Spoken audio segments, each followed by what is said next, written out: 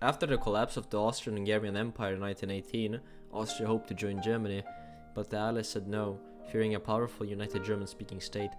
But what if they had said yes? In this alternate timeline, the Allies allow Austria to unite with Germany.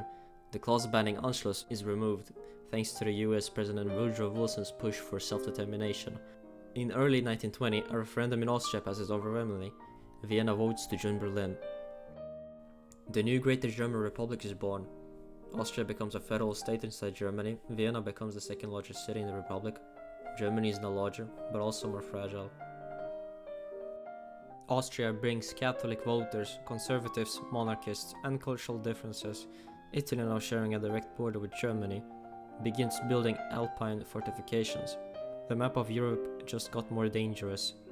The 1920s remain unstable. Germany still struggles with hyperinflation and reparations, but Austria's addition changes the balance of power in the Reichstag. Catholic and conservative parties gain strength. Extremists are held back, for now.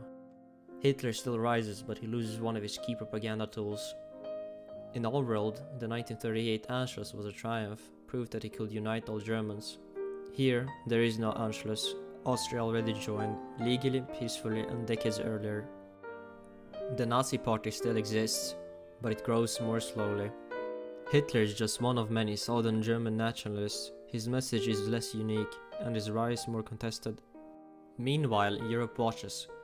Czechoslovakia, surrounded by this enlarged Germany, begins to fear the future, and in Italy, Mussolini no longer trusts Berlin. The Rome-Berlin axis, it may never form. 1938 comes and goes, with no Anschluss to stage. There's no cheering in Vienna, no dramatic entry of German troops, no massive PR win for the Nazis. Instead, the Sudetenland becomes the next major crisis. If World War II still happens, it starts with Germany in a worse position. A larger Germany is harder to control. Austria's mountains make troop movement difficult. Italian neutrality weakens the Axis. French and British resistance might come earlier and stronger. Or maybe the war never happens. Without Anschluss and without easy nationalist victories, Hitler loses support. Germany may collapse into political infighting, or the war starts later, under different leaders. If Germany loses the war, the post-war map will look different. Austria is not treated as a separate victim. There is no neutral Austria. Vienna may become a divided city like Berlin, or a key Cold War flashpoint. Culturally, Austria disappears into German identity. Alpine tourism is German, not Austrian. There's no Sound of Music, no Austrian neutrality, no separate UN seat. And the European Union? It's founded with a much larger Germany at its core.